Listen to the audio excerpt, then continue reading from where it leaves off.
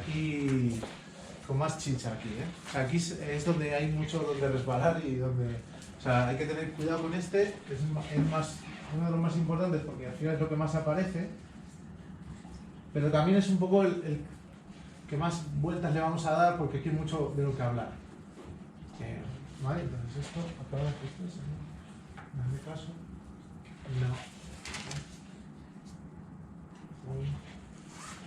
Ajustar. Vale. Vale, entonces vamos a hablar de varias cosas aquí en este bloque. Nos vamos a centrar sobre todo en los test que se refieren a la comparación de dos muestras, que son los más sencillos. ¿Vale? Luego en la siguiente sesión ya hablaremos de los test de más de dos muestras, que ahí es donde va a aparecer la ANOVA, que nos suena a todos. ¿Vale? Esto es una versión más sencilla de la ANOVA. La ANOVA, digamos, como si solo comparar... Bueno, también se puede considerar que es un caso particular de la ANOVA, lo que vamos a ver también ahora, pero en su esplendor, digamos, la ANOVA incluye la posibilidad de comparar muchas muestras, no solo dos.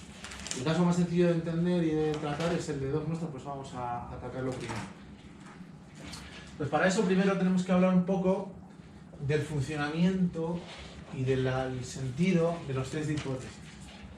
Yo les llamo test de hipótesis, hay gente que lo llama contraste de hipótesis, un poco anglicismo por mi parte, pero ya se me quedó así, entonces ya me cuesta decirlo de contraste, en realidad contraste sería la palabra en español más correcta, pero bueno, es lo mismo, ¿vale? Entonces, bueno, ¿en qué se basa o de qué va esto? ¿Vale? Hay mucha discusión acerca de esto, es un tema que dentro de la estadística pues se han escrito libros y libros sobre si se deben o no usar, cuándo se deben, cuándo no usar, qué problemas tiene el abuso de los test, y hablaremos un poco de eso. Hablaremos un poco de toda esta historia, ¿vale? Y de los problemas que pueden surgir de un uso erróneo. ¿Vale? Digamos, la perspectiva que toman los test de hipótesis es una perspectiva en la que nos imaginamos en una situación en la que tenemos que decidir entre dos opciones. Y se habla de hipótesis, como decir, pues dos hipótesis en el sentido de algo que asumo como correcto y que quiero refutar, ¿vale? La hipótesis que yo asumo como correcta y que quiero refutar es la más importante de las dos y es la hipótesis nula. Y hablaremos mucho de esto porque aquí no van por igual, la hipótesis nula y la hipótesis alternativa, ¿vale? No... Matemáticamente parece que sí, pero no. Hay un sentido que es que la hipótesis nula es, y volvemos a esto, la más conservadora. La que hay algún tipo de evidencia previa o intuición de por qué esa es la que ya va siendo aceptada como correcta y que quiero ver si puedo refutar o no. Y luego estaría la otra, que es la hipótesis alternativa, que es exactamente lo contrario, digamos, la hipótesis opuesta. Esto de hipótesis parece que entra cualquier cosa en hipótesis, pero en realidad hipótesis es estamos pensando en algo que refiere a la distribución de los datos, es decir, algo que tiene que ver con pues, cuál es el lugar central de los datos, están igual de centrados estas dos muestras, siguen estas dos muestras la misma distribución, ese tipo de cosas, es decir, en el lenguaje estadístico, ¿no? Hipótesis nula, luego eso se acaba traduciendo en ha funcionado o no el tratamiento, o son iguales, afecta igual la enfermedad a hombres y mujeres, o tal, pero eso hay que expresarlo bien luego en términos de este tema de distribución, lugar central, misma o no distribución. Entonces, claro, ¿dónde se utiliza esto? Pues continuamente, ¿no? Lo típico es pues, un ensayo clínico, un ensayo de un medicamento, un estudio del efecto de un medicamento o un ensayo de un medicamento en el cual nos preguntamos si el tratamiento no ha funcionado. Y aquí, ¿por qué esto de la negación, empezar con la negación? Pues veréis. ¿Vale? La hipótesis nula típica en un estudio sobre un medicamento es que el medicamento no ha funcionado. ¿Por qué es la opción conservadora? Porque si yo estoy probando un medicamento, no voy a afirmar que el medicamento ha funcionado hasta que no tenga una evidencia ya suficiente. Esto es la metáfora que ponemos, es la metáfora de los juicios. ¿Vale? En un juicio, esto igual, pero la metáfora de los juicios, ¿vale? Y entro un poco en esto, de la hipótesis nula como la hipótesis más conservadora. Pero afecta que tú hagas eso, puedes poner como el tratamiento ha funcionado, esa es mi hipótesis nula. Sí, sí, afectan en que... Afecta un poco, sí, porque lo que ocurre es que tú buscas un conjunto, una evidencia lo suficientemente fuerte como para rechazar esa hipótesis nula y quedarte con la alternativa. Es decir, si hay un error posible, hay dos, esto lo veremos ahora y se entenderá que no mejor. Hay dos estadísticos de contraste que cambian en cada caso, depende del test que planteo. Esto es un número, un valor, una transformación de los datos, que la idea es que cuanto más extremo sea ese número, cuanto más grande o pequeño, dependiendo del contexto, extremo, un valor raro, atípico, sea ese estadístico de contraste, eso lo voy a usar como prueba a favor o en contra de la hipótesis nula. Y como sabemos, porque hay una teoría detrás que permite calcular las probabilidades de los valores de ese estadístico de contraste, puedo determinar cómo de extremo es. Es decir, si es extremo más allá del nivel de confianza, que el nivel el alfa, ese que he elegido, ¿no? La significación que he elegido, pues lo rechazo, y si no es extremo y está en unos intervalos razonables, lo acepto, o sea, uso eso como evidencia a favor o en contra de la hipótesis nula. Claro, esto depende de qué nivel de significación, de qué consideremos como extremo, cómo de extremo es eso. Vuelve otra vez a aparecer esto del nivel de significación y se llama igual, alfa, porque en el fondo es lo mismo. Es esa probabilidad que considero muy extrema. Probabilidad de error de tipo 1, además, es el error de tipo 1 que considero muy extremo. ¿Vale? Entonces, bueno, esto es un poco el funcionamiento. Cada caso habría que entrar exactamente a qué estadístico de contraste se usa en cada caso y bueno, se basan en ciertas cosas. La normal, bueno, aquí esto es una F de Snedeker, la T de estudio, la chi cuadrado, todas esas cosas que nos suenan, a lo mejor nos las han contado o nos suenan, pues aparecen dependiendo del estadístico de contraste que se tome. Ese va a tomar una u otra distribución y se usan, antes se usaban tablas, ahora usamos un software directamente para ver a partir de esas distribuciones conocidas cómo de extremo es y de ahí rechazamos o aceptamos la hipótesis nula. Vale. Bueno, vale. Bueno, ahora hay otro tema aquí polémico y difícil, ¿vale? Que hay que tratar, que es el p-valor. También muy discutido y muy debatido. Esto vamos a dedicarle un tiempo también a explorarlo, ¿vale? Pero, digamos, los test se aceptan o se rechazan, ¿no? Planteo, por ejemplo, imaginamos este que me inventé yo antes, ¿no? Que ponía yo del azúcar, ¿no? Vale, pues como la muestra de 100 mujeres, planteo el test, digo nivel de significación es 0,05, que es el que ya vuelvo a repetir, que se inventó Fisher en un libro y ya se quedó. Bueno, también porque es razonable, ¿no? Tampoco es que es una locura, pero se plantea de antemano un nivel de significación, hago el test, veremos un par de maneras de testar esto, pero luego ya me sale o bien acepto o bien rechazo. Eso, pues claro, no es lo mismo aceptar la hipótesis nula por un pelo que aceptarla de forma amplia. Claro, esto es como la metáfora sería en un examen, o bueno, la metáfora del preso, pues condenarlo a que es culpable porque teníamos el cuchillo con la sangre, las huellas, la cámara de seguridad, 4 testigos y todo, y hasta la confesión del tío. Pues bueno, que era clarísimo que había que meterlo en la cárcel. A otro en el cual pues tienes el arma, pero eso no es una huella parcial, no había sangre del tal, pero más o menos el jurado discutió y llegaron a la conclusión de que sí, que había que meterlo en la cárcel. Esas dos situaciones difieren mucho una de la otra. Y sin embargo llegan a la misma conclusión, que es la metáfora por rechazar hipótesis nula, que es inocente. ¿Cómo se puede cuantificar exactamente un poco mejor por cuánto has aceptado la hipótesis nula? A través del p-valor. Bueno, esto veremos luego ejemplos, pero este es un término muy importante porque en ciencias de la salud se usa muchísimo. Y entonces, en otras áreas no, curiosamente. El p-valor tiene una prevalencia ahí exagerada en medicina, enfermería, tal, o sea, se usa muchísimo. Claro, entonces, ¿por qué? Pues por esto, porque se busca a veces, vale, tu medicamento ha funcionado, pero ¿por cuánto ha funcionado? Pues con un p-valor de 0,000 no sé cuánto, por mucho. O por un p-valor justito. Entonces, ¿cuál es la definición del p-valor exacta, vale? Bueno, pues es la probabilidad, esto es la definición, digamos, probabilística y teórica. Se define como la probabilidad de encontrar ¿vale? Una vez rechazado el experimento, encontrar resultados tan extremos o más que los observados, suponiendo que la hipótesis nula es cierta. Vale, esta frase es un poco difícil de desentrañar sin entrar a exactamente lo que es, pero la idea es, yo he llegado, el experimento que he hecho, me ha salido una muestra, esa muestra calcularía cuál es la probabilidad de que yo en mi procedimiento de test de hipótesis hubiera encontrado resultados más extremos que el que me ha salido. La idea es que si esa probabilidad es muy baja, significa que ese dato, esa observación es muy extrema. ¿Vale? Cuanto más extrema es, más razones tengo para rechazar la hipótesis nula.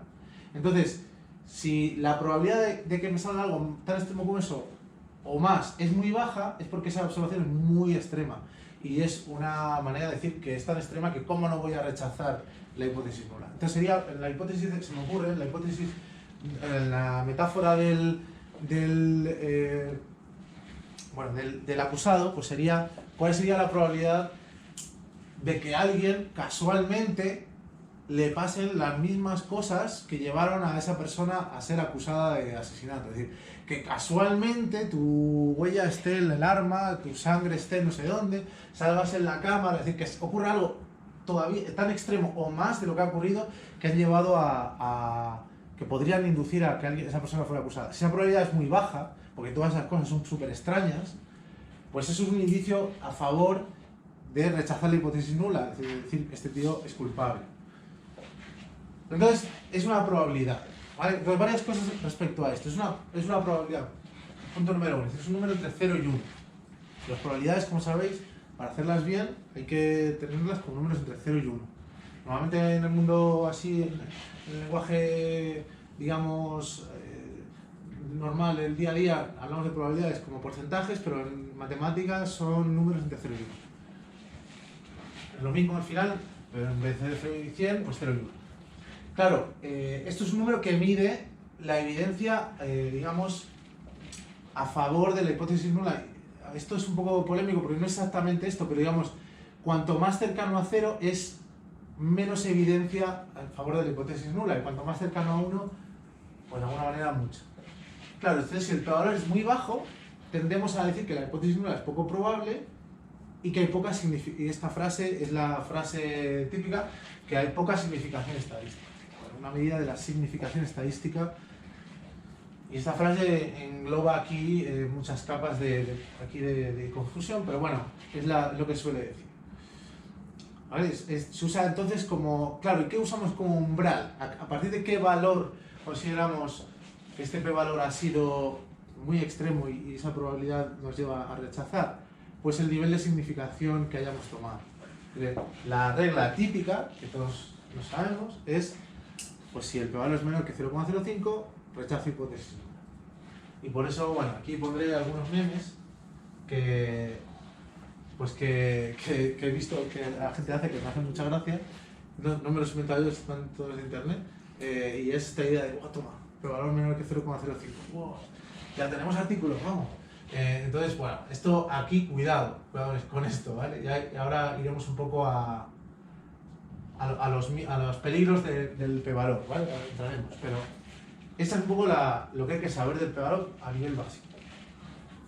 Entonces, normalmente se puede, entonces, cuando uno hace un test de hipótesis, se puede decir, se rechaza el test de hipótesis o se rechaza el test de hipótesis porque hemos obtenido un p-valor de 0,001 o de 0,04, que es menos que 0,05. ¿no? Entonces son las dos maneras de hacer esto y normalmente esta es la típica, la que se busca en las reglas. Entonces el procedimiento completo de un test de hipótesis sería este esquemita que os pongo aquí, ¿vale? Y hay cosas en las que son siempre iguales, pero las insistiré igualmente porque son importantes. Lo primero, elegir un nivel de significación, normalmente 0,05. ¿Vale? En otros campos se usan otros valores, pero en ciencias de la salud, pues, y en la mayoría 0,05. Lo siguiente, elegir unas hipótesis nula y alternativa. Y esto aquí va a depender de muchas cosas. Claro, va a depender de qué intentamos ver en los datos, pero también puede depender de cómo sean esos datos, porque ya veremos que si una distribución normal o no, pues podemos usar unas herramientas u otras y eso nos va a llevar a plantear una hipótesis de una u otra. Al final van a ser similares, digamos, la consecuencia hacia nuestro experimento va a ser la misma, pero matemáticamente son distintos. Eso hay que decirlo. El siguiente paso sería, bueno, en base a esto que queremos demostrar o refutar, elegir el test. Que esto ya digo que va a depender un poco de cómo se comporten los datos. Los que vamos a ver son, bueno, test de la T, el chi cuadrado y alguno no paramétrico como el de Wilcoxon, y hablaremos también un poco de este tema del lo paramétrico y no paramétrico. A lo mejor hay poca luz y os estáis quedando un poco ciegos de... Tengo una pregunta. Sí. Para un estudio observacional, ¿qué tipo de test sería lo conveniente? Porque hay... Pues observacional, en el cual tú, claro, es que sí, que no tienes no vas a un... hacer contraste de hipótesis. Puedes hacer también, porque tú puedes hacer un test observacional donde te aparecen grupos, por ejemplo, hombres y mujeres, o jóvenes mayores, o yo qué sé, tal enfermedad, tal otra. Siempre que tengas una variable cualitativa, o sea, una variable que es una categoría, algo que no es un número, puedes usar eso para partir la muestra y ver si hay diferencias entre una y otra. Entonces ahí sí que podrías hacer un test de hipótesis, sería exactamente igual. Da lo mismo hablar de hombres, mujeres, mayores, jóvenes, que placebo o... Pero mayores, jóvenes, ahí estás utilizando ya numéricos. Sí, ahí es otra cosa. Tendrías que establecer un criterio de qué es mayor o qué es joven. O sobrepeso o no sobrepeso, pues también. ¿Dónde pones? Puede haber un criterio, o sea... Es decir, en un estudio observacional todo es igual. Y ahí la hipótesis nula va a ser normalmente que no hay diferencias entre los dos grupos, la típica. Pues mujeres no hay diferencia. Pues eso, ¿no? Pero luego ya iremos viendo, pero siempre que puedas partir la muestra en dos trozos y plantearte comparar esos dos trozos, vas a poder hacer esto. Por eso hablamos de comparación, desde comparación de muestras, de dos muestras o de más. Y una cosa, si estratificas por edad, también lo puedes comparar, sí. ¿no? Si dices la estratificación, si divides la muestra por edad sí. en A, B, C, ahí también puedes, sí. ¿verdad? En jóvenes, mediana edad, mayores, sí. Ahí tendrás que justificar luego por qué has usado tal o cual estratificación. Para ver la diferencia en los diferentes... Porque ahí hay lugar a posible trampa. Porque imagínate que no quiero ser tampoco dar ideas. Es como en Harry Potter, a mí me hacía mucha gracia que estaba la clase de lucha contra las artes oscuras. Y cuando los malos se hacen con Hogwarts, le cambian el nombre y le ponen artes oscuras. Y entonces enseñan hechizos malignos a... Pues esto es igual, se puede usar también para hacerlo al revés. En vez de para hacerlo bien, para hacerlo mal. Pero una manera de hacerlo mal, o sea, bueno, de hacer un poco de trampa sería, oye, no me sale significativo si cojo a los jóvenes entre 0 y 25. Voy a ponerlos entre 0 y 28, a ver qué sale. Y entonces, 0 y 28, sale significativo, ya sabes. Entonces el revisor bueno, ahí... pero supuestamente lo dices con antelación, antes claro, del estudio. Lo correcto es diseñarlo previamente. Entonces... O que eso esté basado en una decisión experta. Digamos, no, voy a decir 28 años porque la OMS considera que la edad a partir de la cual, no, yo qué sé. O la estratificación. O sea, que tienes que basarte en algo que no sea... Pero bueno, hay escala de grises, ¿no? Porque a lo mejor puesto los datos que te dan ese empujoncito hacia un lado están cerca de los 28 años. Pero bueno, eso ya... O sea, luego podemos ver algún caso, si quieres, algún mañana o mañana. La próxima clase que hagamos cosas con ordenador y tienes algunos datos que quieras ver, podemos hacer esto. Entonces, este es el esquema. Fijaros que pongo al principio esto del nivel de significación y de la hipótesis que quiero ver. Luego ya me tendré que ajustar a eso. Es como una decisión que ya he tomado y no la puedo cambiar, ¿no? Esto que decíamos de la estratificación. Si primero primero fijo unos criterios y luego ya me ajusto, ¿no? A ver, aquí es donde está, esta parte última es donde está aquí la clave de la dificultad, que es elegir el test y luego interpretar bien ese p-valor, que ahora hablaremos un poco también de eso, del problema del p-valor. Estoy un poco yendo por delante, quiero hablar un poco primero, así de forma general, de los problemas del p-valor. Quiero atacar este problema ahora, antes de entrar a exactamente cómo se calcula y o sea, qué métodos podemos usar. Y sobre esto hay libros y libros escritos y claro, hay voy a decir algunas de las cosas que se suelen decir, ¿vale? Para tener en cuenta y cuidado con el p-valor. Vale, entonces, al final el p-valor mide cómo, digamos, de extremo es esa observación que yo he tenido. Y claro, hay un tema probabilístico aquí que a veces se nos escapa, que es que a lo mejor he tenido mala suerte. A lo mejor yo he ido a ver pues he ido a ver los hábitos de vida de los diabéticos y he tenido mala suerte y he ido a parar con los peores diabéticos de todo el mundo y me salen una gente que no se cuida de nada y a lo mejor, claro, yo estoy obteniendo un resultado que se debe a la casualidad, que se debe a que mi muestra pues, era así.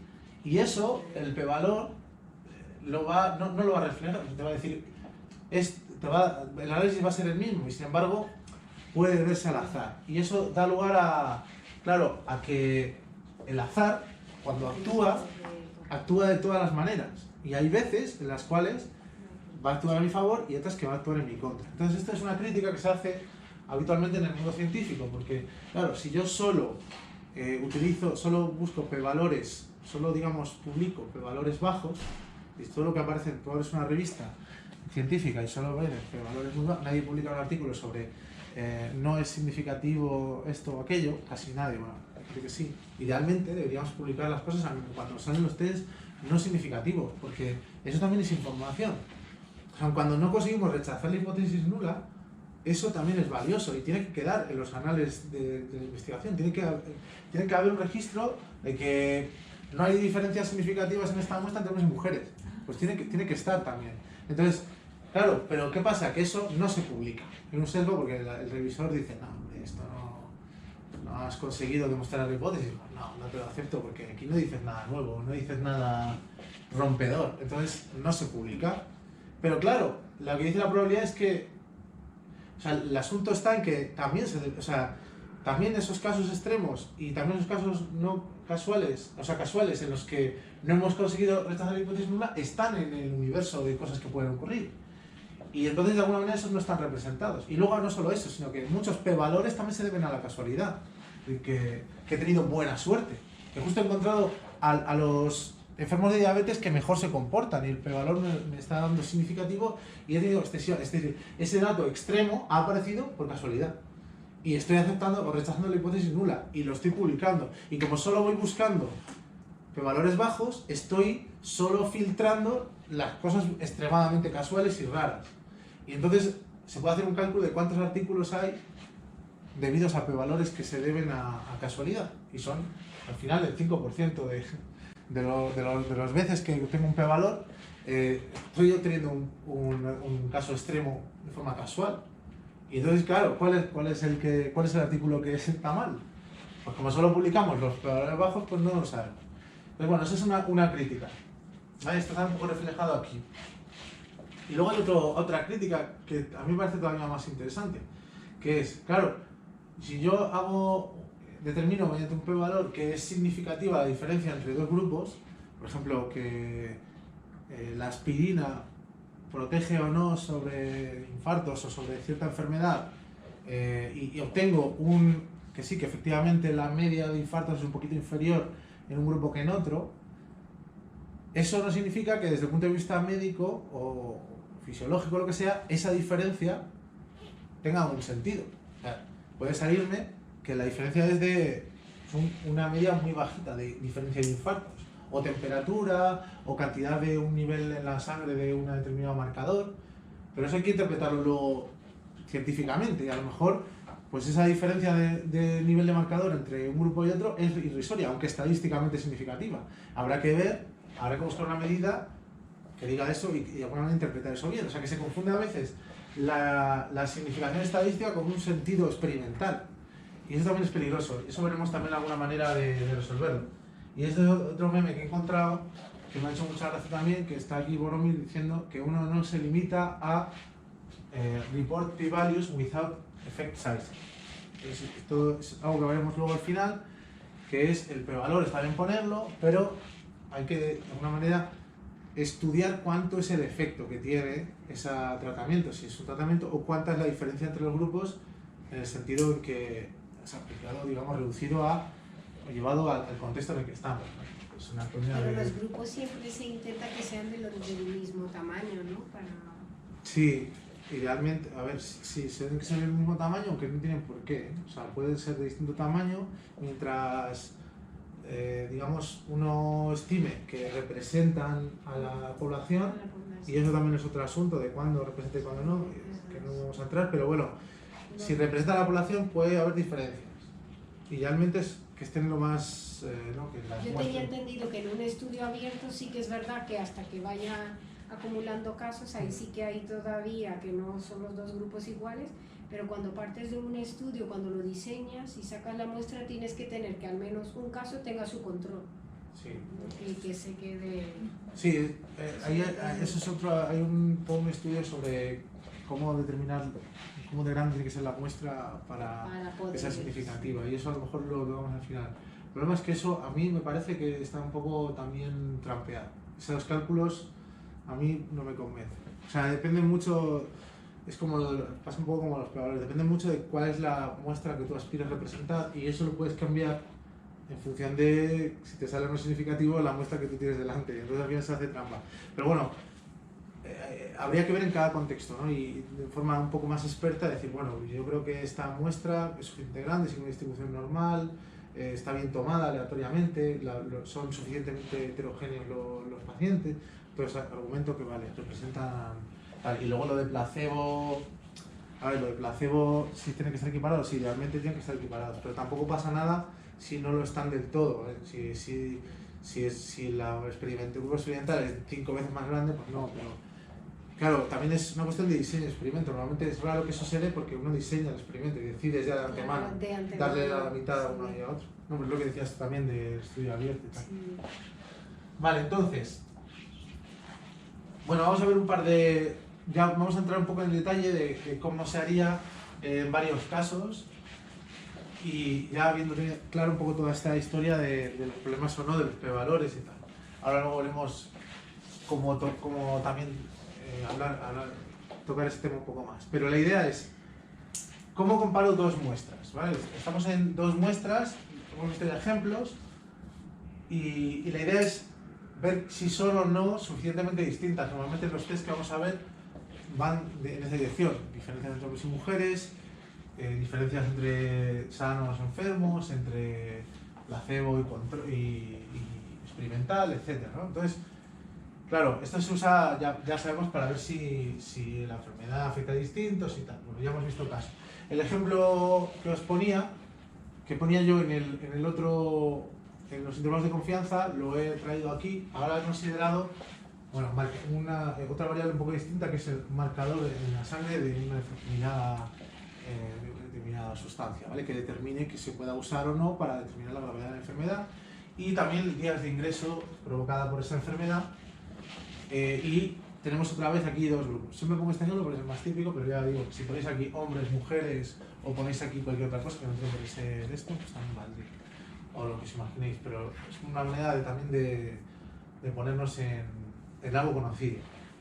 Pues he marcado aquí la variable que queremos estudiar y vamos a pensar un poco cómo plantearíamos esto. Entonces, la manera típica de hacer esto, y esto sí que es muy muy típico, y aquí todo el mundo más o menos, o sea, esto sí que no hay vuelta, ¿vale? Es cuando tenemos esta situación, sobre todo cuando es únicamente un placebo, claro, lo que buscamos es si ese valor central, si ese número de días de ingreso ideal centrado, promedio, que normalmente calculamos con la media o la mediana, pero que en general pues, se debería a esa curva que no conocemos, si ese lugar central coincide en ambas muestras. En el mu1 lo podemos llamar mu, porque en griego mu es m, que es medias, por eso. Pero vamos, mu1, la media de los días de ingreso del grupo placebo, y mu2, la de los días de ingreso del grupo experimental. Vamos a ver cómo trataríamos este problema en general. El test que se toma siempre suele ser este. Aquí se toma que las medias son iguales, y por eso esto de la hipótesis conservadora del tratamiento no ha funcionado, ¿vale? Aquí la hipótesis nula que estamos tomando, fijaos, es precisamente que el tratamiento no ha funcionado. Esto conviene tenerlo en cuenta porque en función de eso el p-valor nos va a comunicar una cosa o lo contrario, entonces hay que tenerlo en la cabeza.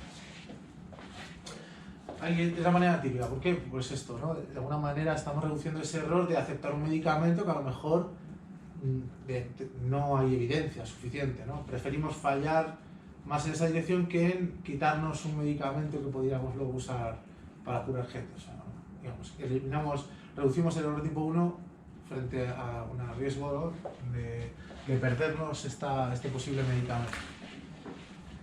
Esa es un poco la idea, ¿no? Y bueno, ¿qué vamos a usar? Vale, pues el primer test que vamos a usar, más común y más conocido, es el test de la T de Student. Bueno, hay una historia curiosa también de esto, porque no se sabía muy bien quién era Student. Yo, de hecho, pensaba que era una persona que se apellidaba Student, pero resulta que no. Este es este señor que se llamaba William Sidley Gossett, que tenía este seudónimo de Student, además por una razón muy curiosa. Este señor trabajaba en la fábrica de Guinness, en el principio del siglo pasado. Y claro, en Guinness, pues como cualquier empresa, hay controles de calidad para ver el nivel de alcohol de una barrica contra la otra, o de una cosecha o de una tirada contra la otra. Y en la Guinness les permitían irse a estudiar un tiempo, les permitían a los ingenieros o a la gente que estaba ahí, pues que se fueran a estudiar. Pero tenían una condición que era que no podían publicar nada con su nombre real, para no comunicar a la competencia que eso era un método que ellos estaban usando. Porque de esta manera la competencia de la Guinness sabría que estaba este hombre haciendo un test para determinar la calidad de las barricas o de la... Entonces él dijo, bueno, pues ¿qué nombre me pongo? Pues ¿qué estoy haciendo? Estudiar, pues estudiar, Student. Y entonces él creó este test que publicó como, bueno, bajo el seudónimo Student. Y básicamente hace esto, el test, es la misma idea.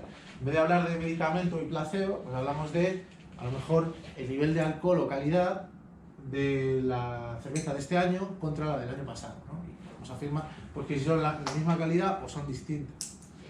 O si una es mayor que la otra, ¿vale? Porque el test de la T Student permite tanto el de una cola, que es este que nos interesa a nosotros ahora, las medias son iguales, como lo que llamamos el test de dos colas, que hay varias maneras de escribirlo, pero puede ser que una medida es menor que la otra, contra lo contrario o al revés. Se puede hacer tanto como en la dirección contraria, cambiando los Pero dos. son dos test diferentes. Son dos versiones del test. Se pueden hacer la que uno quiera. Y esto luego, dependiendo de la que uno haga, pues, los detalles internamente son distintos, pero luego esto en ese test es un clic en un sitio o no. O sea, decirle hazlo de una cola o de dos colas y te lo hace igual. Normalmente el que me interesa a mí ahora es este porque es el que más se parece, ¿no? Más, digamos, ajustado. Porque también podríamos usar este para decir que, por ejemplo, podría haber planteado el test de esta manera y haber dicho que el placebo era, ¿no? Que tenía menos días de ingreso que el otro. Pero para ajustarme más al tema de la hipótesis conservadora, pues me cuadra más este, ¿vale? Entonces, bueno, aquí entrar un poco a ver cómo funciona es un poco complicado porque claro, aquí se basa en teoría de distribuciones, hay distribuciones de probabilidad y se basa en probabilidad y en convergencia de por qué una variable cuando haces una transformación se convierte en otra. Pero la idea, lo que hay que tener claro del test de la T Student, y esto también es muy importante porque aquí hay un montón de errores, un montón de artículos publicados, y esto es muy importante tenerlo claro, es que para usar el test de la T Student, y pasa lo mismo con la T Student que con la NOVA, porque de hecho la NOVA se puede entender como el caso de dos muestras es en el fondo lo mismo que la NOVA, del test Student es lo mismo que la NOVA, y tiene que cumplirse estas cosas de aquí, ¿vale? Primero, que la variable tiene que ser continua. Esto es una cosa que damos por hecha, ¿vale? Los días de ingreso yo los estoy tomando también como un número continuo, ¿vale? Estoy pensando que puedes estar 0,5 días ingresado, porque los datos que he tomado también lo permiten. Esto a lo mejor en la realidad pues ya habría que ver si es lo correcto, ¿vale? Pero esta es la idea de que tiene que ser continua. Esto normalmente nunca es problemático. Lo que es problemático es estas dos cosas que pongo aquí. La varianza tiene que ser la misma o similar para las dos muestras. Es decir, no puedo comparar muy bien con este test muestras que difieran mucho, que sean muy variables una con la otra en términos de su varianza o de cualquier medida de dispersión. Esto por suerte se puede arreglar usando una variante del test Student que se llama el test de Welch. Se puede arreglar. Y esto en los software estadísticos ya lo permiten, ya te dicen varianzas iguales, sí o no. Y ya en función de eso se arregla. No tanto con la ANOVA. Con la ANOVA sigue estando este problema. La ANOVA en general con más de 2 grupos, si las varianzas son muy dispares, empieza a fallar el test. Y por último, lo más importante de todo, que es que este test asume que la distribución de los datos es la distribución normal. Entonces, igual que la ANOVA, asume esto. Esto es un error súper típico de los artículos que vemos publicados continuamente. Nadie le pregunta a la gente que compruebe que eso que están poniendo es una distribución normal. Y luego cuando ponen un histograma, se ve un histograma horrible en el que se ve de repente una cosa así, luego otra subida para allá y ya están haciendo una ANOVA. Y pone ANOVA significativa.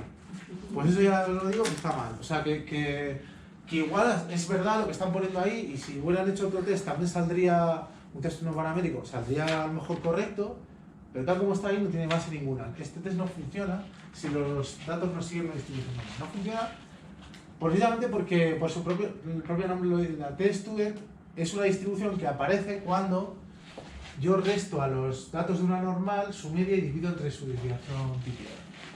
Eso que aparece ahí sigue una distribución conocida que es la t-student. Y el nombre de este student, ya no me acuerdo ni cómo se llama de verdad, este señor pues ya se dio cuenta de eso y dijo, vale, puedo usar esto para ver cómo de extremo es el dato que estoy obteniendo y en función de eso decantarme en una dirección u otra. Es un poco la idea detrás del test.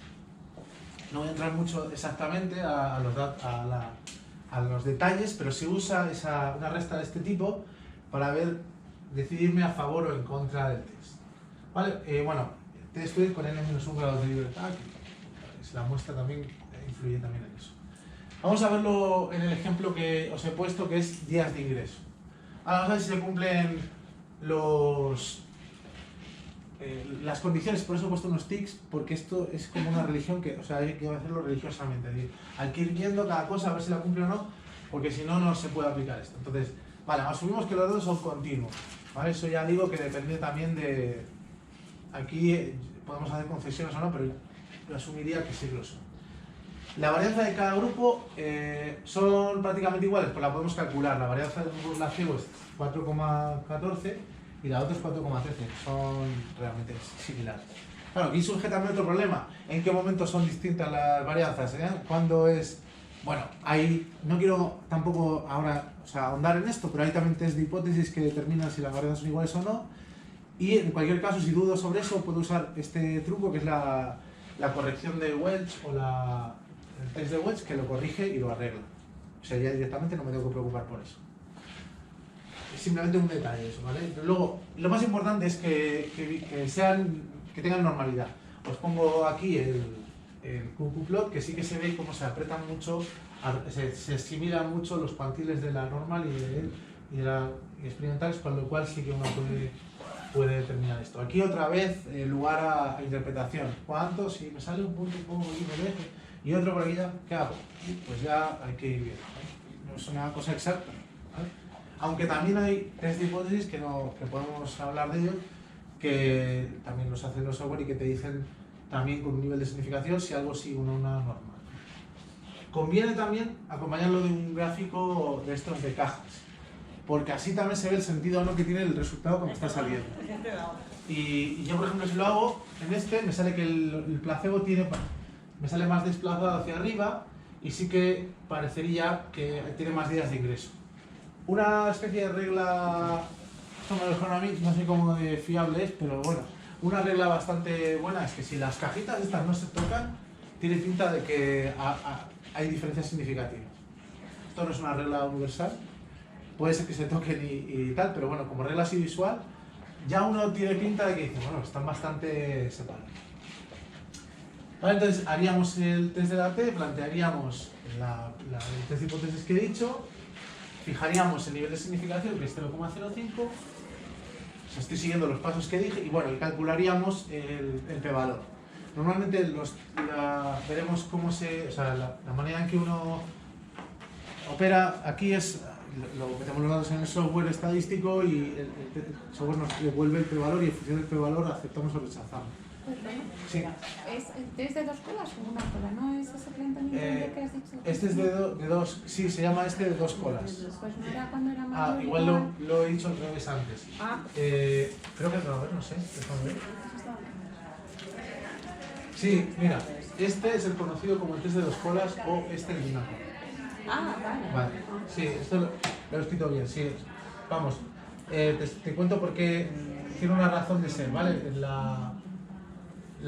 Se dice de dos colas porque es como que está por los dos, se mide, se fija en los dos lados. Se fija tanto, digamos, que sean iguales, las dos distribuciones estén igualadas por delante y por detrás del valor medio, y el otro, que solo toma como un menor igual, solo se fija en un lado. Es como una...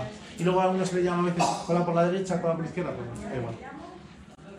Es como se le conoce, ¿vale? Entonces, yo haría este test y ¿qué obtengo? Un p-valor, esa probabilidad de obtener un dato o unos resultados tan extremos o más que los que he obtenido. Y si me sale un número muy pequeño, que es el caso, 0,000001, ¿vale? Es el valor real, pues claro, digo, esto es muy menor, mucho menor que el nivel de significación, y entonces rechazaría la hipótesis nula. Pero ojo, ¿qué es rechazar la hipótesis nula? Es rechazar esto de aquí, que es que las medias sean iguales. Y rechazar que las medias sean iguales es afirmar que hay diferencias significativas entre los tratamientos, ¿vale?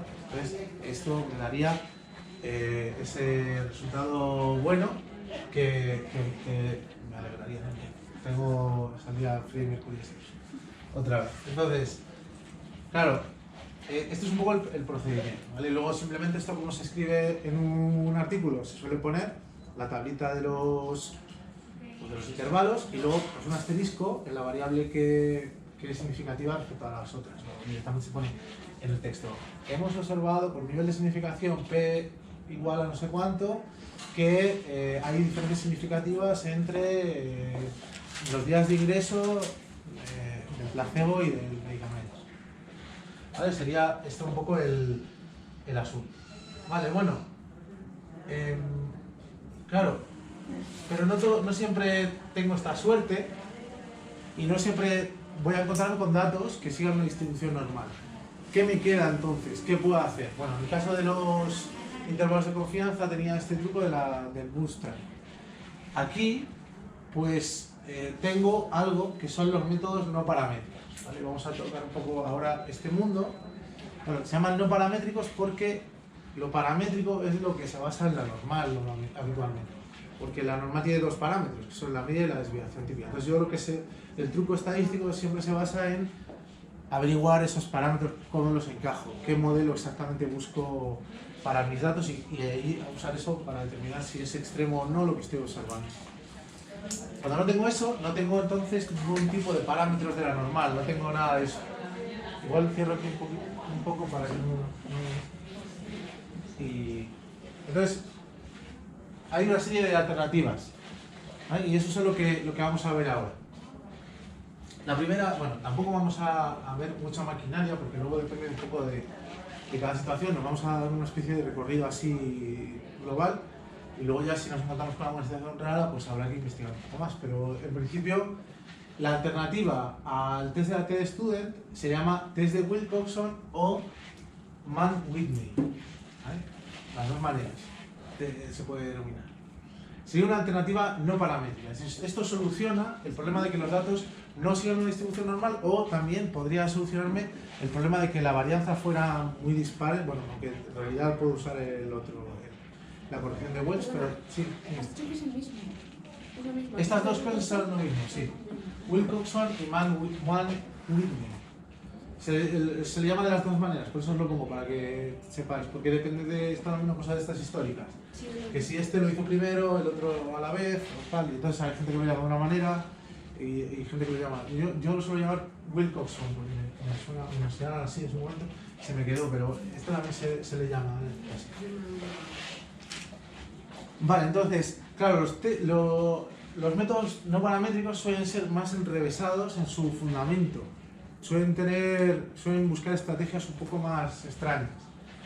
Y luego también suelen ser un poquito más exigentes, porque como no se puede partir de la distribución normal, acaban usando hipótesis nulas muy generales que luego es más difícil aceptar o rechazar en función de los datos. Entonces, en realidad, lo que mide el test de Wilcoxon, que también se le llama test de los rangos signados o test de los rangos de Wilcoxon, o test de Mann-Whitney, una U así grandota, lo que mide es, la hipótesis no es exactamente, la hipótesis nula no es exactamente que las medias sean lo mismo, sino que las distribuciones son lo mismo, es más fuerte. Nos vale igual también para determinar si el tratamiento ha funcionado o no. O sea, lo que mide es que si la curva entera más o menos encajan una curva con otra, más o menos las distribuciones coinciden. Claro, probabilísticamente es decir mucho más. Pero bueno, acaba funcionando también, porque si son lo mismo, es que no ha funcionado el tratamiento y son distintas, es que pues, hay una diferencia significativa, ¿no? Entonces, bueno, aquí es explicar exactamente el funcionamiento de esto, tiene mucha tela, entonces no voy a parar mucho, pero así en general un truco que utiliza es ordenar toda la muestra, considerarla, juntar las dos muestras y ordenarla y asignar unos rangos, unos números ordenadamente a cada uno de los elementos de las muestras juntas. Y lo que mide al final es una discrepancia entre los rangos de una muestra y los rangos de la otra. Cuando esa discrepancia es muy grande, se entiende que esa distribución de probabilidad no es la misma en una y en otra.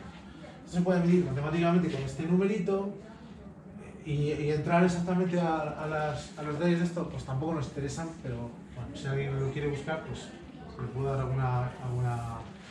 alguna fuente para que lo mire. Claro, aquí estaríamos en el caso de esta variable de aquí. ¿Vale? Esta variable que es ese marcador de sangre, vamos a ver que es más puñetera que la otra, que el número de días de ingreso. Sí que se ve que los valores son mayores en una que en otra, pero pues cuando hago, por ejemplo, un diagrama de cajas, pues aquí ya se ve como estas cajas son un poco raras, porque fijaos también son un poco, no se ven muy bien, pero son un poco asimétricas. Cuando las cajas son asimétricas y tienen una ramita por un lado mucho más grande que la otra, sobre todo la caja central. La caja central, digamos, un lado está muy apretado y el otro muy ancho, suele ser un signo de asimetría. Sí que podría parecer que el nivel de marcado es mayor en este grupo experimental, pero no estaría 100% claro. Y si hago la distribución, digamos el diagrama de plot, veo también este comportamiento muy dispar, muy poco similar al que uno espera de una normal. Entonces ahí se ve que no sigue una normal. No he hecho el histograma, pero si tienes el histograma también veríais una cosa un poco parecida a una curva normal. Bueno, entonces, ¿qué puedo hacer? Pues puedo intentar este test de Wilcoxon-Mann-Whitney. Aquí la hipótesis nula sería que los dos grupos tienen la misma distribución, que digamos la distribución de marcador en sangre en placebo y en medicamentos son la misma, y la alternativa que son distintas. Fijaríamos también un nivel de significación, que podría ser 0,0, que es el mismo, 0,05 que hemos usado antes, y usaríamos este test que lo podemos encontrar en cualquier software estadístico sin ningún problema. Claro, este ya haría estos cálculos de los rangos y ya nos devolvería el p-valor. Y en este caso también sale un p-valor bajo, bastante bajo, que nos permitiría rechazar la hipótesis nula y también concluir de algún modo que hay evidencia estadística para afirmar que hay diferencias entre ambas distribuciones. Claro, fijaos también cómo lo expreso esto, como yo intento expresarlo, que luego en los artículos se ponen de otras maneras, pero lo correcto también cuando uno comunica el resultado de un test es ser cauteloso, porque es una cosa probabilística al final, no conviene dar conclusiones tajantes, porque todo se basa al final en que es poco probable encontrar un resultado igual de extremo que ese, pero poco probable no es imposible. Entonces no puedo decir, no hay lugar a dudas que el tratamiento ha funcionado y pongo mi mano en el fuego, no. O sea, la metáfora de la pistola, a mí me estás obligando a decidir. Me has puesto una pistola para que decida si funciona o no. Y me he basado en esto, pero si no me pones la pistola, decide tú. ¿Yo por qué me voy a saber? Claro, ¿por qué me voy a decidir a favor de una cosa que puede ser aleatoria? Como puede ser buscar una muestra y que salga, no salga mal, ¿no? Entonces conviene esto de, cuando encuentro ese p-valor pequeño, decir, hay evidencias suficientes como para afirmar que los grupos son distintos, o hay indicios suficientes estadísticamente como para afirmar que puede haber funciones, expresarlo de una manera así un poco realista, ¿no? En cuanto a la conclusión. Vale, y luego hay otro tipo de test que todavía vamos a ver, y luego, si os parece, hacemos un descanso y ya, porque es hasta las 8, ¿no? Luego ya un descansito, vemos esto y el tamaño de efecto, y luego ya vamos con algo, un café o algo, y seguimos. Y hay otra situación que podemos encontrarnos, ¿vale?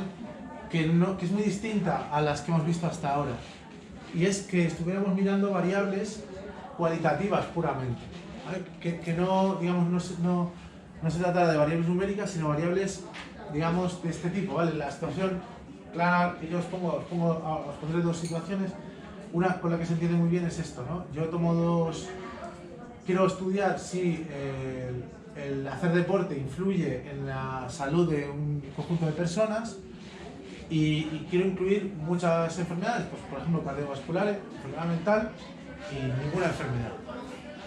Y entonces lo que hago es preguntar a un número de gente que ha hecho deporte y que no, y apuntarme si tienen esas enfermedades, y pensar una tabla como esta. De los deportistas hay 11 que tienen enfermedad cardiovascular, 9 que tienen enfermedad mental y 30 que están sanos. Y de los no deportistas hay 41 con enfermedad cardiovascular, 47 con enfermedad mental y 33 sanos. Ahora aquí, tiene un nombre, esto se llama tabla de contingencia. Y hay muchísimas, esto aparece en un montón. Imaginaros todo el tipo de situaciones en las que puede aparecer esto, ¿no? Hombres, mujeres, diabético o no diabético, o hombres, mujeres, bueno, todo tipo de casos en los que tengo dos variables que serían ser deportista o no, y otra variable que sería salud, pero que ambas están medidas con valores cualitativos, con categorías. Vale, que no puedo hacer medias, no puedo hacer varianzas, no puedo hacer t-de-Stube ni nada de eso, ¿no? Aquí hay que hacer algo distinto. Bueno, pues por suerte hay una herramienta que permite determinar si hay diferencias o no entre estas dos cosas. A ojo es muy difícil de ver, incluso a ojo es difícil de ver, porque claro, yo no tengo la misma muestra. De no deportistas tengo a 121 y de deportistas tengo a 50. Si fuera la misma muestra sería más fácil, porque entonces compararía este número con este y más o menos vería. A ojo veo, hombre, que parece como que hay una proporción mayor de esto y de esto en este grupo, ¿no? Parece como, voy a cerrar aquí este un poco más. No sé si nos quedamos encerrados. No. Vale. O sea, a ojo veo que sí, que parece como esto es 41, esto es 47 y esto es 33. Aquí 11, 9 y 30. Es decir, misma cantidad de sanos cuando estos son muchísimo más. Y aquí mucho más. O sea, a ojo parece que sí. Pero ¿dónde está, no? ¿Qué criterio puedo usar para decantar esto hacia un lado o hacia otro? Esto es una cosa también muy importante, porque hay un test que nos lo da, es el test de la chi cuadrada. Vamos a hablar un poco de él. Porque bueno, este test mide realmente hasta qué punto pues, las filas o columnas que aparecen ahí, digamos, las dos variables son entre sí independientes. Es decir, que la idea sería si influye o no ser deportista. Es decir, si el hecho de que tú sepas que alguien es deportista influye en una predicción que le pudieras dar respecto a cualquiera de estas cosas. Y si no influye en nada, si sería como decir, si uno empieza por A o empieza por B, o si uno empieza por A o empieza por B, tendrá la misma probabilidad de tener enfermedad o no tenerla. ¿Ese es el caso en deportista o no deportista? Esa es la idea de independencia. Claro, si hay una dependencia, si no es independiente, no es tener esa información de que es deportista, me aporta una posible predicción o no, o una probabilidad distinta de pertenecer a estos grupos, entonces no son independientes. Ahí está el tema de la independencia. Es un concepto probabilístico un poco fino, ¿vale? Que no es... que hay que pensarlo, pero la idea es esa, si es independiente o no. Claro, en el caso de, pues, sería de ser deportista o no, afecta o no a la proporción de pacientes que tienen una enfermedad aguda. Entonces, la hipótesis nula en el test de Archie es las dos variables, deporte y enfermedad, que estarían representadas en las filas y columnas, son independientes. Independientes sería, da lo mismo, el deporte. Entonces, no hay diferencias significativas. Ese es el salto que vamos a dar. Independencia, ¿qué iba a significar? Me da lo mismo que seas deportista o no, vas a tener la enfermedad igual o no tenerla. Y la alternativa sería no lo son. Fijaos como otra vez la hipótesis nula es la conservadora. A priori no puedo afirmar que hacer deporte influya en tener esa enfermedad. Bueno, en este contexto, ¿no? Claro, el p-valor nos va a dar también aquí una información. ¿Se están apagando las luces? No me lo están... Cada poco tiempo se apagan. Sí, a ver, digo, estoy yo aquí alucinando. Vale. Entonces, claro.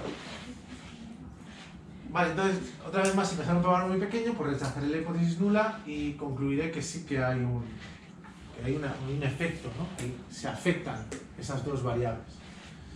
Hay un gráfico, bueno, antes de dar el gráfico, bueno, si lo hacemos en esta tabla, nos sale efectivamente un p-valor muy bajito, 0,002, y aquí sí que pues diríamos de alguna manera que afecta a ser deportista. Hay un gráfico que se hace también esto que está muy bien, que es se llama gráfico de mosaico, que representa todas las posibilidades, sano, aumenta el cardiovascular, deportista o no deportista, en cajitas que son tan grandes como la proporción de pacientes o datos que haya en esa categoría. Si deportistas sanos había esta cantidad, pero no deportistas sanos pues había esta cantidad. O sea, están bien alargados como el gancho. Es decir, el área, digamos, de ese cuadrado viene dado, de ese rectángulo viene dado por el número de cosas que he visto ahí. Esto permite, por ejemplo, ver las proporciones muy bien, porque se ve que aquí la proporción de deportistas de sanos es mayor que aquí, que es más pequeña. Y se ve además que aquí las tres cosas están más o menos equilibradas y aquí no, aquí claramente hay un desequilibrio. Entonces eso visualmente a mí me gusta porque permite verlo rápido. Vale, os pongo este ejemplo, me lo he más o menos inventado yo siguiendo cosas que ya había visto. Es decir, no es exactamente real, es aproximadamente real. Pero os doy un ejemplo real, ¿vale? Que lo he sacado de un artículo que es de la prevención el uso de la aspirina sobre cuestiones cardiovasculares, ¿no? En hombres y mujeres. Esto es un metaanálisis. Bueno, en el metaanálisis se recogen muchas cosas, pero recoge, por ejemplo, esta tablita, que es lo que me interesa, que está en inglés, pero bueno, para no traducir y hacerlo mal, lo he dejado en inglés, que básicamente sería un stroke, que es como un ataque, ¿no? Lo de ischemic, no sé lo que es. Sí, bueno, stroke es como ataque, ¿no? O un... Sí, ¿no? Ataque. Sí. Yo sé que la palabra en inglés stroke es ataque, el otro no. Pero vamos, será un ataque de eso, ¿no? Entonces, y luego en función de si se les da aspirina o se les da control y placebo. Curiosamente aquí también usan lo de control y placebo, pero vamos. Claro, digamos, de un vistazo es muy difícil decir aquí si ha funcionado o no. Porque los números estos son muy distintos, o sea, son parecidos, pero las muestras están muy desequilibradas. O sea, desequilibradas en el sentido de este y este, ¿no? Aquí sí que está mitad y mitad, pero en este y este hay muchísimo más de esto y entonces así intuitivamente es muy difícil de comparar. Pero le podemos hacer este test en el que tomaríamos el efecto o sea, tomaríamos como hipótesis nula que estas dos cosas nos influyen, que el tratamiento y el haber tenido o no esto no se influyen, ¿vale? Y luego la hipótesis alternativa que es que sí se influyen. Sale un p-valor de 0,08 si la hacéis con la chi cuadrado. Y bueno, aquí sí que podríamos rechazar esa hipótesis nula y decir que sí que hay un cierto efecto de la aspirina en esto. Bueno, entonces aquí vemos cómo también se puede usar para esto. ¿Vale? Estas tres cosas de Student, Wilcoxon y aquí para casos cualitativos son como un poco el ABC de los test de hipótesis así a nivel básico. También hay discusión de por qué se usan estos y no otros, y también a lo mejor hay otro que mide también lo mismo. Pues también hay mucha tradición, Sí, o sea, las razones que funcionan, pero también hay una cuestión, sí que hay otros test también que miden cosas parecidas. Pero una pregunta, sí. ¿y también se tendría que hacer algún tipo de test para ver cuando las dos muestras son muy diferentes, pesa demasiado para que haya un sesgo? En esto no. Bueno, en ese no, porque los dos son iguales, pero en el anterior, en el que había muchos menos deportistas que no deportistas. O sea, no, en el test de la Chi, en este que es cualitativo, da igual. Da igual que tengamos muchos de uno y pocos de otro. Sí que podría haber una crítica, que es que uno de los dos no está bien representado, pero eso ya es otro tema, ¿no? Que puedas decir, joder, es que en los deportistas me has puesto 2 y aquí 1. 1 con 2 no va a estar representado. O sea, puedes haber tenido una mala suerte del copón, de haberte salido el deportista más gordo y más que come chetos todos los días y tal. Entonces, no sé, ¿sabes? Puede haber tenido mucha mala suerte. Entonces sí que hay un argumento de representatividad. Pero más allá de eso, si tú justificas o está justificado que ese número de deportistas o de no deportistas es suficiente para representar, o sí que hay variedad o tal, bueno, sí que este 9 sí que preocupa, ¿vale? O sea, aquí en este ejemplo que me he inventado yo he estado así con la mano muy rápida, a lo mejor habría que haber puesto alguno más. Aquí pero no es un tema aquí del diseño, no es un tema del comportamiento del test, sino ya de una cuestión de que la muestra esté bien tomada, de que esté representado todo. O sea, ya es otro problema distinto, ¿eh? O sea, pero también está bien eso tenerlo claro. ¿Vale? Entonces, sí. Los intervalos de confianza en una proporción, ahí sí que se verían mucho más. Sí, eso no los hemos... Claro, ahí yo he visto, hemos estudiado solo intervalos de confianza de la media, pero también hay otros ahí en la proporción. Así que y tal. si la muestra, o sea, sí que se verían mucho más. Claro, ahí sí, porque amplios. Sí, pero ahí sí que la proporción sí que depende más de la muestra y puede ser que si coges una muestra muy pequeña en uno y muy dispar, se te vaya. Pero esos no los he puesto ahí. Eso es verdad que hemos visto solo los de la media porque son los más típicos y que más se usan. Luego hay un montón más de proporciones y tal, que habría que estudiar también uno a uno, pero claro, habría que hacer un curso más largo para verlos también, pero es interesante. Una cosa más que quería comentar de esto, que tiene que ver con esto que nos decía aquí Boromir, que era que no bastaba con hablar de qué valores, también hay que incluir effect size, tamaño del efecto. Bueno, este meme, si no sabéis de dónde sale, es del momento del Señor de los Anillos que están diciendo, bueno, hay que llevar el anillo a Mordor. Y entonces se levanta Boromir y dice, a ver, uno no entra en Mordor como quien entra por su casa. Uno no se limita, one does not simply enter into Mordor, o algo así, dice la frase original. Entonces hay millones de memes de Boromir diciendo cosas muy profundas en ese momento, y una de ellas es esta. Y aquí nos habla Boromir de que había una cosa, hay algo que se llama effect size, que por lo visto hay que tenerlo en cuenta, ¿vale? Y eso es de lo que quiero hablar ahora. Esto cada vez se usa más y cada vez los revisores lo piden más, con razón además. Porque está Boromir ahí haciendo fuerza en el mundo editorial, está influyendo a los revisores. Pero bueno, no es una cuestión ya de que los revisores sean puñeteros o no, es una realidad que hay una alternativa a los test de hipótesis. No es tanto una alternativa, sino como una especie de cosa que acompaña a los test de hipótesis, que es el tamaño del efecto.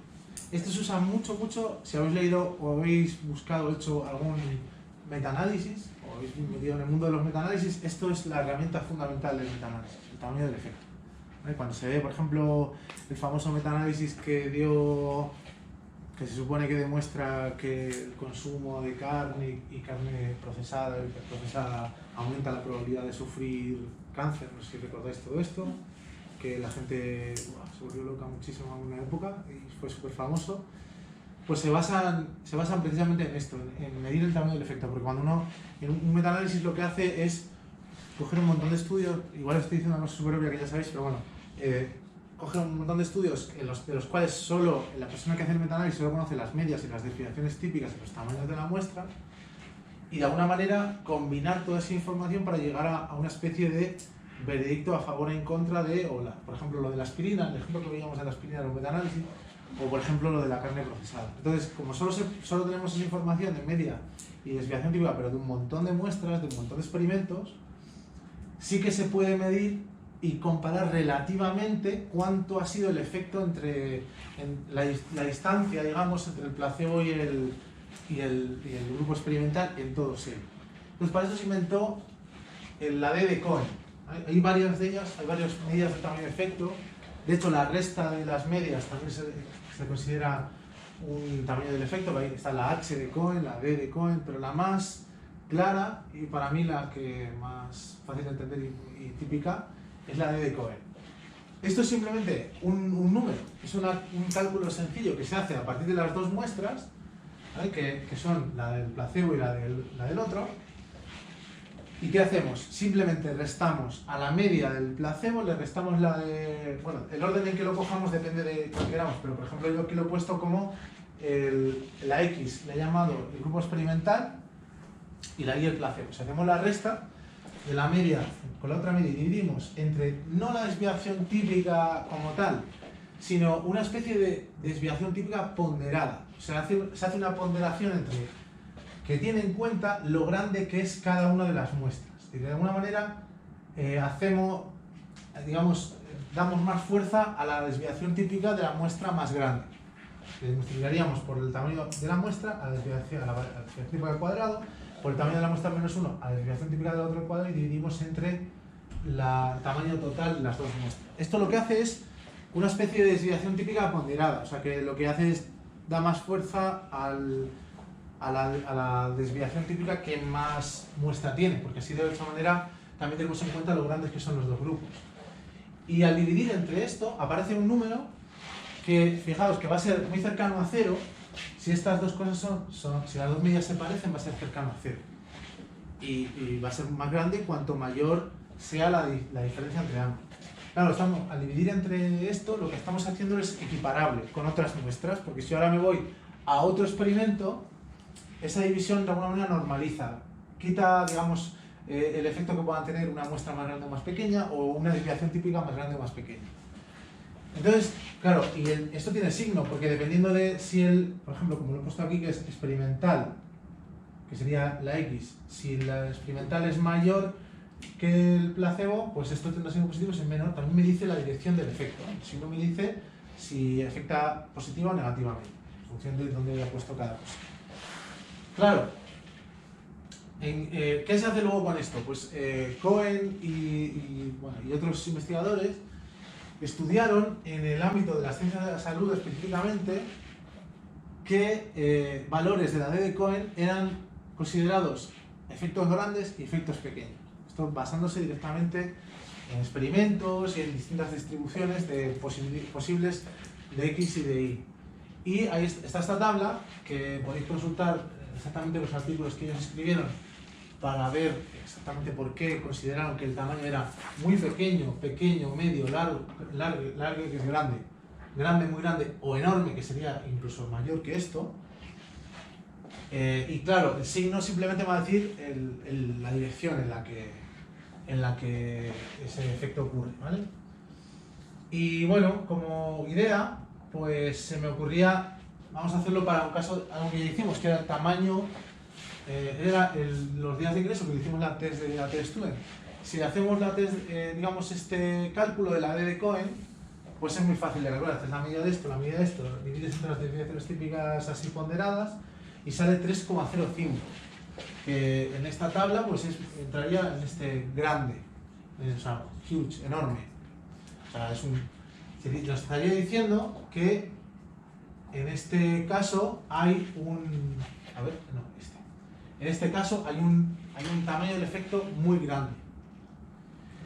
Y en el otro que hicimos, que era este marcador en sangre, que si os recordáis, las cajitas estaban muy igualadas y aunque nos salía un p-valor significativo, en este caso la D de Cohen sale de menos 0,2, que nos dice esta tabla que es un tamaño del efecto pequeño.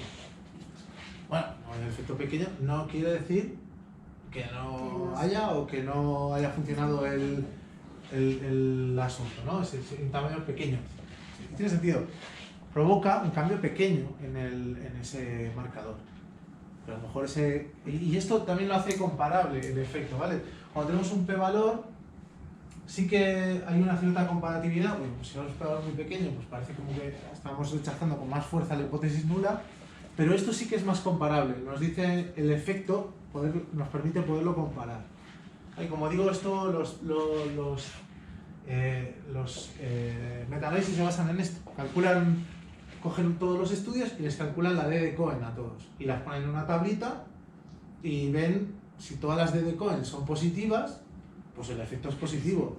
Y si todas salen mayores que, pues salen una determinada cantidad, por ejemplo 0,2, 0,5, en todos los estudios, pues es un indicio de que, claro, ha funcionado. Si en uno de repente sale menos, en otro sale más, pues ya se hace también unos promedios, unos test de hipótesis específicos de la metaanálisis, pero que también sirven para eso. Vale, bueno, esto cerraría... ¿Y esto sirve para estudios observacionales también? Claro. Aparte de experimentales, Sí. de análisis. Todo sitio donde tú puedas comparar dos muestras, puedes usar esto. Puedes hacer test de hipótesis o D de Cohen o incluso muchas Y cosas. esto se pondría después de que tienes los datos para el estudio, obviamente, porque no sabes los Claro. datos de X ni Y. Claro, esto es un poco la aventura, ¿no? Después, Esto es también un poco esto de que, y si fijan, no se basa en nada, ni de probabilidades, ni de que si la probabilidad de hipótesis nula, ni elijo la hipótesis nula, no la elijo, sino directamente sale un número. Claro, la crítica a esto es, pues exactamente qué consideran aquí esta gente para decir que el tamaño era pequeño o grande. Aquí hay que entrar un poco a explorar un poco las razones de esto, pero está bastante aceptado esta idea, ¿vale? Y luego también, además, como es comparativo, también me permite, incluso aunque no tuviera esta escala de pequeño a grande, si tengo el efecto de dos medicamentos, por ejemplo, puedo comparar el efecto de uno y de otro y decir que el efecto de uno ha sido mayor que de otro, usando la D de Cohen. O sea, también para comparar entre dos cosas me vale, no solo como un número en sí mismo universal que comparar con otros estudios, sino también internamente. Vale, bueno, pues esto es un poco todo el recorrido de los test de hipótesis, que es bastante, ya veis que tiene su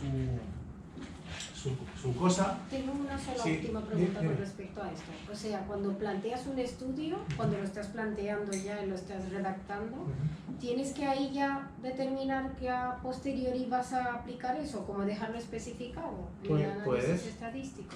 Sí, ¿O normalmente es algo que te tienen que exigir los evaluadores, como has dicho? lo puedes poner tú. O sea, tú puedes decir, cuando planteas un proyecto y dices, bueno, pues ¿qué métodos estadísticos voy a usar?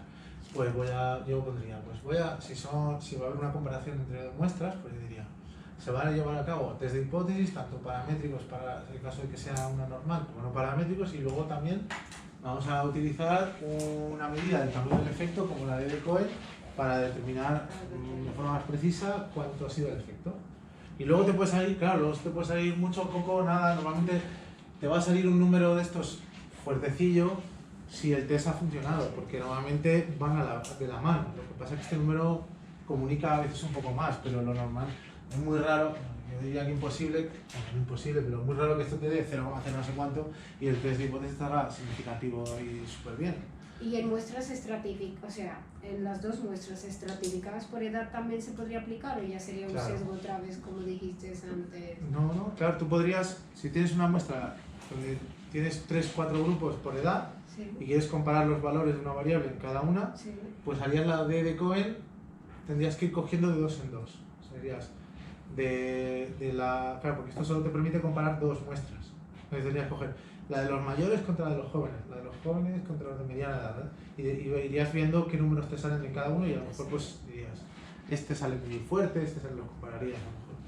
Y claro, luego veremos también cuando tienes más de una muestra, que es lo siguiente que vamos a ver, ya es cuando hay que aplicar otras cosas que no son la T-Studio y tal, sino la NOVA y eso, es lo que también quería ver ahora. Si os parece, hacemos aunque sea un descanso de 5 minutos, porque se nos ha... Y luego sí que intento acabar a las 8 puntual para que tampoco se nos... ¿Te han dado hoja de firmas hoy? Sí, aquí está. Sí. Esta es la del otro día. Esta no sé si lo pone. 25. Esto es.